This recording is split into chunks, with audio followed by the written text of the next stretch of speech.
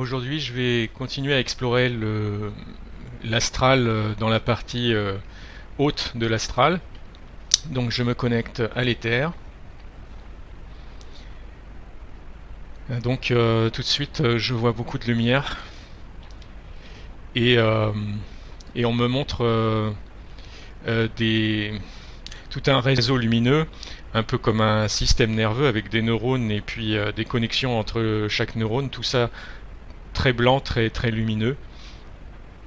Et donc on, on me parle de ces regroupements d'êtres de lumière euh, qui sont connectés entre eux, euh, pour certains très fortement, comme des groupes de neurones qui sont comme des zones du cerveau qui sont spécialisées pour telle ou telle fonction. Ben en fait là il y a des groupes, on va dire d'anges, qui sont regroupés un peu par spécialité en fonction euh, des ce qui est nécessaire pour aider notamment des êtres qui vibrent plus bas qu'eux. Euh, donc il y en a qui sont plus portés sur la guidance, d'autres qui sont plus dans une forme d'organisation, de structure, euh, un peu comme des administrateurs. Euh, c'est, il y a une forte complexité en fait d'organisation dans ce plan-là, euh, parce qu'ils interviennent à plein de niveaux dans des couches de vibrations plus basses. Euh, et en plus de ça, il y a une notion de temps qui fait que euh, c'est un peu comme s'il y avait plein de lignes de temps parallèles qui se développaient et qui se contractaient, c'est-à-dire se réduisaient en quantité et puis se déployer comme une respiration, inspiration, expiration. L'inspiration, c'est le développement de plusieurs lignes de temps, euh, comme des univers parallèles, et puis la contraction, c'est comme si tous les univers, ces univers parallèles se fondaient en un seul, pour simplifier. Et en fait, ils vont, comme ils interviennent de façon intemporelle, hors du temps, ils, ils vont descendre dans des vibrations qui sont plus basses, par exemple, pour faire de la guidance, et leurs interventions, ça va modifier des lignes de temps dans dans les couches qui vibrent plus bas, et c'est ça qui va faire gonfler, qui va multiplier les lignes de temps, et après on me dit qu'en fait naturellement ces lignes de temps enfin il y a un effet de contraction, de simplification, c'est-à-dire que une fois que les lignes de temps se sont éclatées en plein de lignes de temps, et ben après ça se recontracte vers un nombre plus restreint de lignes de temps. Donc c'est comme, comme s'il y avait la phase où ils interviennent beaucoup en tant que guidance, et ben ça va éclater les lignes de temps en de nombreuses lignes de temps, comme une inspiration, et ensuite le processus naturel d'évolution fait que ça converge à nouveau vers un nombre de lignes de temps plus réduit. Pas forcément une seule ligne de temps, mais un nombre plus faible par rapport au moment où il y a le plus de lignes de temps. Donc eux, ils vont avoir tout un... Comment dire, euh, il y a toute une organisation pour gérer la guidance et l'administration de ces lignes de temps, parce que en fait ils en sont responsables quand ils viennent intervenir en guidance dans des plans qui vibrent plus bas. Ils ont cette responsabilité en tant que créateur de lignes de temps de ce qui va se passer ensuite sur ces lignes de temps, et donc il y a toute une administration qui est liée aussi à la gestion de ces lignes de temps. Donc c'est assez compliqué. Ils ont besoin d'être très très connectés les uns aux autres pour faire entre guillemets des opérations communes qui sont cohérentes, c'est-à-dire que, que, que toute l'opération va dans une même direction sans qu'il y ait de dissension en termes d'orientation d'objectifs. Donc il y a tout un processus de, comment dire, de conseil et d'administration qui est plus géré par certaines entités lumineuses parmi eux, et d'autres qui sont plus entre guillemets dans l'action, c'est-à-dire qui vont descendre dans des plus basses vibrations pour faire de la guidance. Donc ça on pourrait dire que ça correspond à une activité angélique d'êtres lumineux qu'on peut facilement identifier à des anges ou à des guides lumineux. Maintenant, ce qu'on me dit, c'est que il y a comme des superstructures lumineuses. C'est un peu équivalent à des conseils. C'est-à-dire que c'est des regroupements, entre guillemets, des regroupements d'anges, mais c'est pas un regroupement simplement comme si chaque individu du groupe continuait à exister de façon indépendante des autres. C'est un regroupement qui forme une nouvelle unité. Comme une superstructure, comme une super conscience.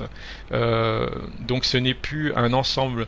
Quand ce regroupement se fait, ce n'est plus un ensemble d'entités, mais c'est une seule entité, une seule super entité qui est créée temporairement ou de façon plus pérenne dans le temps. Ça peut être formé par l'intention de plusieurs êtres de lumière de se fondre en une seule superstructure, entre guillemets, ou alors ça peut être des formations spontanées en fonction d'un appel, d'un besoin, par exemple dans des plans qui vibrent plus bas. Et là, on me dit en fait ça peut être par exemple lorsque quelqu'un appelle l'intervention de l'archange Michael par exemple. Eh bien cet appel là va produire dans ce plan du haut astral, ça va produire une intention créatrice qui va faire se regrouper spontanément plusieurs entités angéliques pour former une superstructure qui représente l'archange Michael, l'énergie ou l'information de l'archange Michael, l'entité archange Michael se crée, se manifeste à ce moment-là par l'appel par cette prière ou cet appel qui vient de plans plus bas. Et donc à ce moment-là, l'entité archange Michael va se manifester en réponse à cette demande. Et elle va se manifester, elle peut se manifester de façon temporaire ou de façon plus prolongée dans le temps. Et si c'est de façon temporaire, il se peut très bien que, en fait, une fois l'intervention faite, elle se dissolve, entre guillemets, se retourne à sa condition initiale, c'est-à-dire un ensemble d'êtres angéliques qui reprennent une forme comment dire, d'individualité chacun, alors pour le moment où il y a eu cette superstructure, cette unité archangélique, ils ont perdu cette identité d'ange, et ils se sont fondus dans cette espèce de superstructure énergétique et informationnelle qui correspond au concept de l'archange Michael. Et donc, en fait, on me dit justement que ces notions d'archange, en fait, ce sont des formations. Ce sont des formations sur la base de briques, entre guillemets. C'est comme des constructions sur la base de briques élémentaires angéliques et qui produisent par leur fusion par leur union, un super être, un super ange, un archange qui va pouvoir intervenir, par exemple dans un plan qui vibre plus bas. Et donc dans ces archanges, ces êtres, ces super anges entre guillemets, ou ces archanges, il y en a qui sont formés de façon... alors, il y a des formations temporaires, des formations plus pérennes dans le temps. Et il y a aussi, ce qu'on me dit, c'est il y a des duplications. Ou des... Donc, ce qui se passe, c'est que, en fait... et ça c'est un effet plus général, mais ça existe aussi dans ce plan-là, c'est que une entité, quelle qu'elle soit, lumineuse par exemple, une entité lumineuse, c'est un ensemble d'informations, c'est un ensemble d'énergie avec une certaine vibration, un ensemble de vibrations. Et il arrive que, prenons le cas par exemple d'une lumière, une lumière, ça c'est juste pour expliquer, mais prenons le cas d'une ampoule électrique bleue par exemple, et qu'on va placer devant un miroir.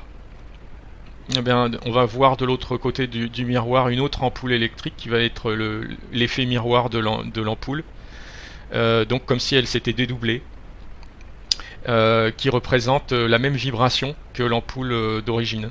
Eh bien, il y a un effet miroir comme ça qui est possible dans tous les plans, mais compris dans le haut astral. Et cet effet miroir, ça se manifeste par la duplication.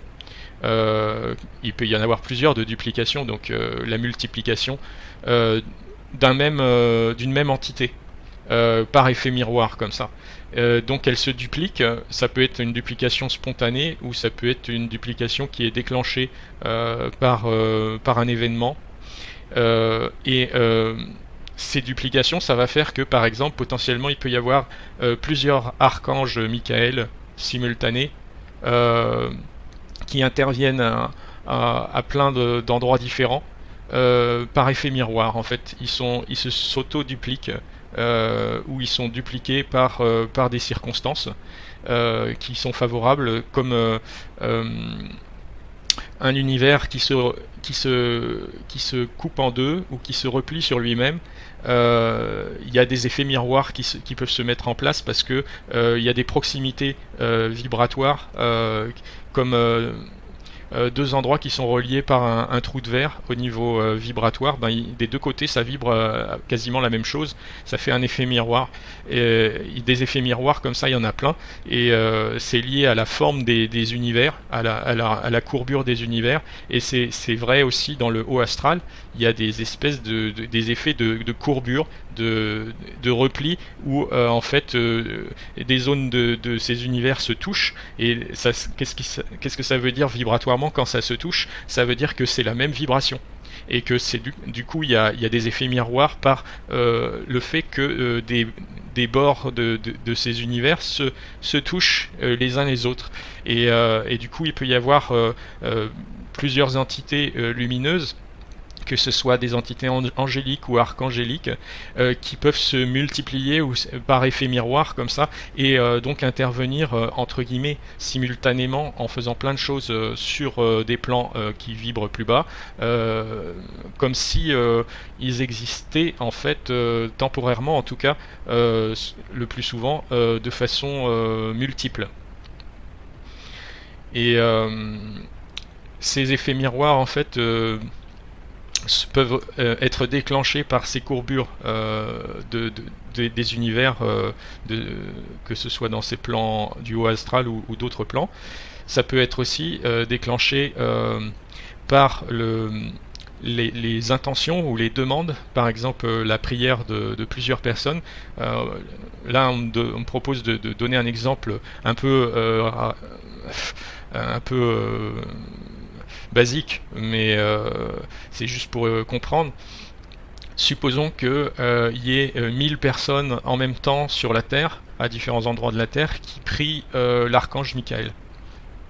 Eh bien, le fait qu'il y ait ces 1000 intentions qui déclenchent la formation de l'archange Michael, ça peut créer, produire des effets miroirs dans le plan du haut astral pour démultiplier l'archange Michael, l'entité archange Michael, en fonction de la demande qui vient de ces nombreuses prières simultanées de personnes différentes. Donc en fait, l'effet miroir, il peut être déclenché par des intentions, mais ici c'est des intentions puisque ce sont des prières, et il peut être aussi déclenché par la structure de ces univers qui se replient les uns sur les autres et qui finissent par se toucher, où il y a des effets miroirs qui peuvent se mettre en place. Et même si c'est un peu hors sujet, ces effets miroirs, vraiment, ils existent à d'autres niveaux, à d'autres plans, pas seulement dans le haut astral. Et, c'est lié au fait que les univers ne sont pas plans, ne sont pas... les univers, c'est un peu... on propose